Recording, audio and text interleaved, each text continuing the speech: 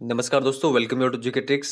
इस वीडियो में हम रीट एग्जाम्स के लिए आरबीएससी 8th क्लास के पॉलिटिकल साइंस का चैप्टर नंबर 7 से संबंधित सारे इंपॉर्टेंट प्रश्न हम इस वीडियो में कवर करेंगे। सेकंड लास्ट चैप्टर है आरबीएससी 8th क्लास के पॉलिटिकल साइंस का। इसके बाद में केवल एक चैप्टर और बच रहा है, उसके बाद में हम 9th क्लास की पॉलिटिकल साइंस को स्टार्ट करेंगे। तो ईमानदारी के साथ इस सीरीज को आपको फॉलो रखना है। चलिए इस वीडियो की शुरुआत करते हैं। अगर वीडियो आपको हेल्पफुल लगे तो लाइक करके शेयर जरूर करिएगा। फर्स्ट क्वेश्चन देखते हैं, सरकार के कितने अंग होते हैं? 1, 2, 3 या फिर 4? देखिए करेक्ट आंसर होगा सरकार के कुल 3 अंग होते हैं। कौन कौन से? देखिए कार्यपालिका, व्यवस्थापिका और न्यायपालिका।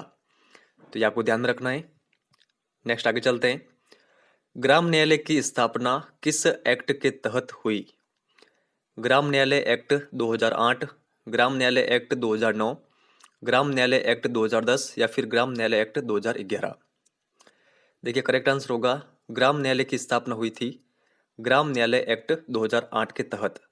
यहाँ पर ऑप्शन नंबर फर्स्ट इसका करेक्ट आंसर होगा। राजस्थान में पहला ग्राम न्यायालय कहाँ खोला गया? बस्सी, खेतड़ी, खेड़ापा, मांडलगढ़। देखिए यहाँ पर करेक्ट आंसर होगा ऑप्शन नंबर फर्स्ट, बस्सी में खोला गया था राजस्थान का पहला ग्राम न्यायालय। तो ये आप ध्यान रखिएगा। उच्च न्यायालय के क्षेत्राधिकार हैं प्रारंभिक क्षेत्राधिकार, पर्यवेक्षणीय क्षेत्राधिकार, अपीलीय क्षेत्राधिकार, उपरोक्त सभी। देखिए करेक्ट आंसर होगा ऑप्शन फोर्थ, उपरोक्त सभी। तो ये सभी क्षेत्राधिकार होते हैं उच्च न्यायालय के, ये आप ध्यान रखिएगा। सर्वोच्च न्यायालय के मुख्य न्यायाधीश की नियुक्ति कौन करता है? प्रधानमंत्री, लोकसभा अध्यक्ष, राष्ट्रपति, उपराष्ट्रपति। देखिए करेक्ट आंसर होगा सर्वोच्च न्यायालय के मुख्य न्यायाधीश की नियुक्ति की जाती है राष्ट्रपति के द्वारा। ऑप्शन नंबर थर्ड यहाँ पर करेक्ट आंसर होगा। और नीचे वाला फैक्ट भी आपको ध्यान में रखना है, मुख्य न्यायाधीश की सलाह पर ही राष्ट्रपति के द्वारा अन्य न्यायाधीशों की नियुक्ति की जाती है, ये आप ध्यान रखिएगा। आगे चलते हैं। निम्नलिखित में से कौन सा मामला फौजदारी कानून से संबंधित है? डकैती, संपत्ति का बंटवारा, किराया, विवाह पंजीकरण। देखिए करेक्ट आंसर होगा फौजदारी कानून से संबंधित जो मामला है वो है डकैती। नेक्स्ट देखते हैं। विधिक साक्षरता शिविरों का उद्देश्य है जनता को कानूनी जानकारी देना, अक्षर ज्ञान देना, प्रौढ़ शिक्षा देना, वकील बनाना। देखिए करेक्ट आंसर होगा विधिक साक्षरता शिविरों का उद्देश्य होता है जनता को कानूनी जानकारी देना। फर्स्ट नंबर यहाँ पर करेक्ट आंसर होगा। राजस्थान का उच्च न्यायालय कहाँ पर है? जयपुर, अजमेर, जोधपुर या फिर बाड़मेर में। देखिए करेक्ट आंसर होगा ऑप्शन नंबर थर्ड, राजस्थान का उच्च न्यायालय है जोधपुर में। और राजस्थान की उच्च न्यायालय की एक प्रधान पीठ कहाँ पर है? जयपुर में, ये आप ध्यान रखिएगा। और भारत का सर्वोच्च न्यायालय कहाँ पर है? तो नई दिल्ली में। तो ये सारे फैक्ट आप ध्यान रखिएगा। संप्रभु राष्ट्रों के आपसी संबंधों को संचालित करने वाले कानून कहलाते हैं राष्ट्रीय कानून, अंतर्राष्ट्रीय कानून, सामाजिक कानून, इनमें से कोई नहीं। देखिए करेक्ट आंसर होगा ऑप्शन नंबर सेकंड, अंतर्राष्ट्रीय कानून। सरकारी तंत्र के भ्रष्टाचार को रोकने से संबंधित अधिनियम है सूचना का अधिकार अधिनियम, नागरिक उपभोक्ता अधिनियम, घरेलू महिला हिंसा सुरक्षा अधिनियम या फिर रोलेक्ट एक्ट। देखिए यहाँ पर जो करेक्ट आंसर होगा वो होगा ऑप्शन नंबर फर्स्ट, सूचना का अधिकार अधिनियम। कौन संविधान का रक्षक कहलाता है? कार्यपालिका, न्यायपालिका, व्यवस्थापिका, कोई नहीं। देखिए करेक्ट आंसर होगा संविधान का रक्षक कहलाता है न्यायपालिका। कानून को वैधानिक आधार प्रदान करती है राज्य की सत्ता, ईश्वरीय सत्ता, न्याय की अवधारणा, उपयुक्त में से कोई नहीं।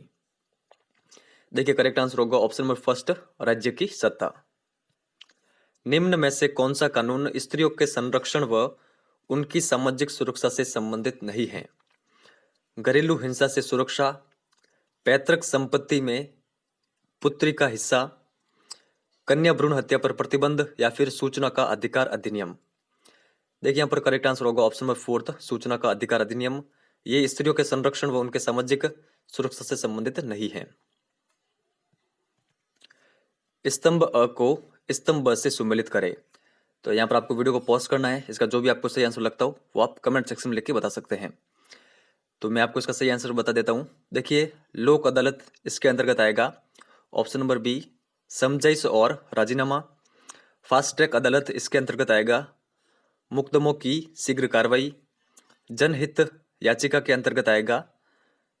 तीसरे पक्ष द्वारा सार्वजनिक हित में दायर मुकदमा और विधिक सहायता सेवा के अंतर्गत आएगा निशुल्क वकील उपलब्ध करवाना। तो इस तरह ये सभी सम्मिलित होंगे। तो फर्स्ट का क्या हो रहा है, फर्स्ट का बी हो रहा है, तो बी दो ऑप्शन में दे रखे हैं। सेकंड का क्या हो रहा है, सेकंड का सी हो रहा है, तो सेकंड का सी ऑप्शन नंबर फोर्थ में दे रखा है। तो यही हमारा करेक्ट आंसर होगा। भारत सरकार द्वारा वाहन चलाने के लिए आयु निर्धारित की गई है।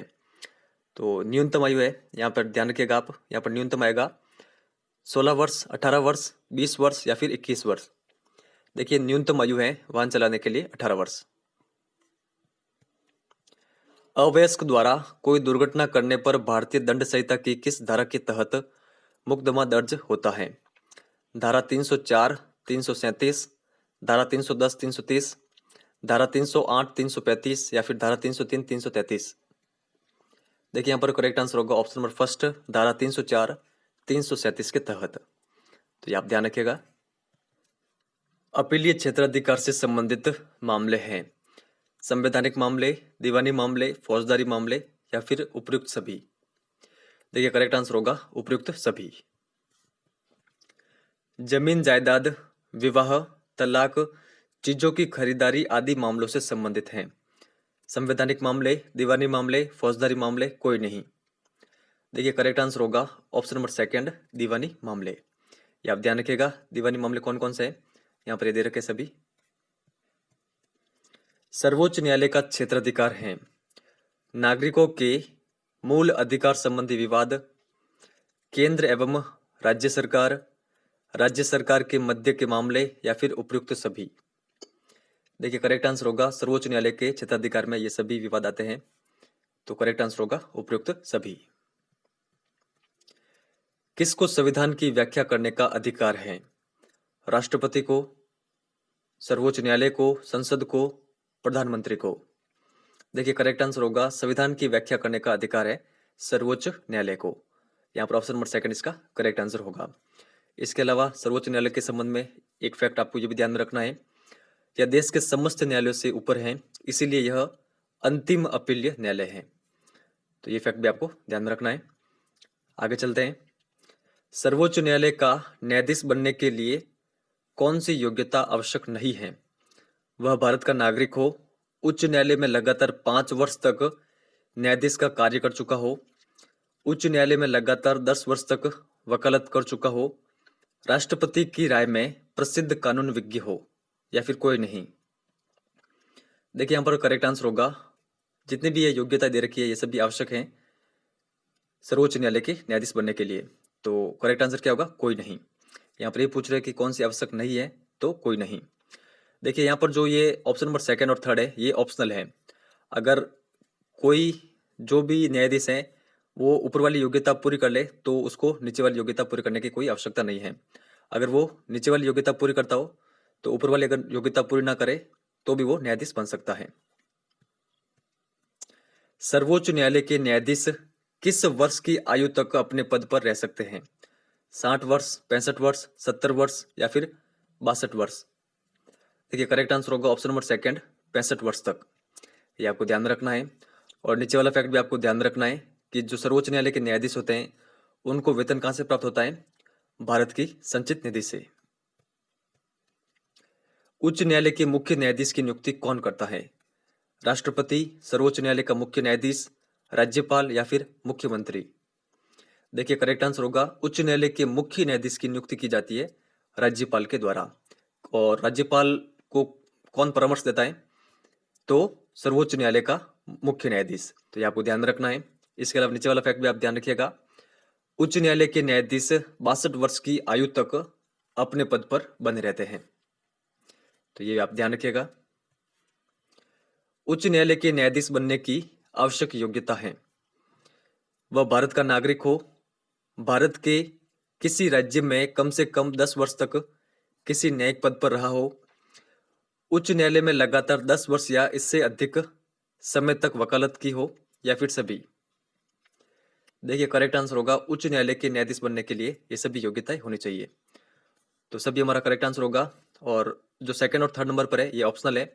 अगर कोई व्यक्ति ऊपर वाली जो ये योग्यता दे रखी है ये पूरी कर रहा हो तो नीचे वाली करने की आवश्यकता नहीं है, अगर नीचे वाली योग्यता पूरी कर रहा हो तो ऊपर वाली आवश्यक नहीं है। तो ये आप ध्यान रखिएगा, कोई भी अगर एक योग्यता वो पूरी करता हो तो वो उच्च न्यायालय का न्यायाधीश बन सकता है।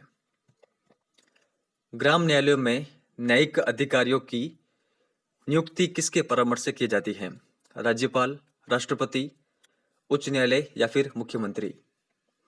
देखिए यहाँ पर करेक्ट आंसर होगा ऑप्शन नंबर थर्ड, उच्च न्यायालय के परामर्श से ग्राम न्यायालयों में न्यायिक अधिकारियों की नियुक्ति की जाती है। ये आप ध्यान रखिएगा। तो इस चैप्टर के सारे क्वेश्चन मैंने आपके सामने रखे हैं। अब आपको लास्ट चैप्टर के क्वेश्चन का आंसर इस वीडियो के कमेंट सेक्शन में देना है। राज्यसभा में राष्ट्रपति के द्वारा कितने सदस्य मनोनीत किए जाते हैं? 2, 6, 12 या फिर 18? अगर आपको इसका सही आंसर आता हो तो आप इस वीडियो के कमेंट सेक्शन में लिख के बता सकते हैं। और देखिए, अगर आप अभी तक हमारे टेलीग्राम से ज्वाइन नहीं हुए तो ज्वाइन हो सकते हैं। सिंपली टेलीग्राम पर जाए, वहां पर सर्च करें जीके ट्रिक एजुकेशन, वहां पर आपको हमारा चैनल मिल जाएगा। लगभग 5,000 से अधिक लोग वहां पर ज्वाइन हो चुके हैं।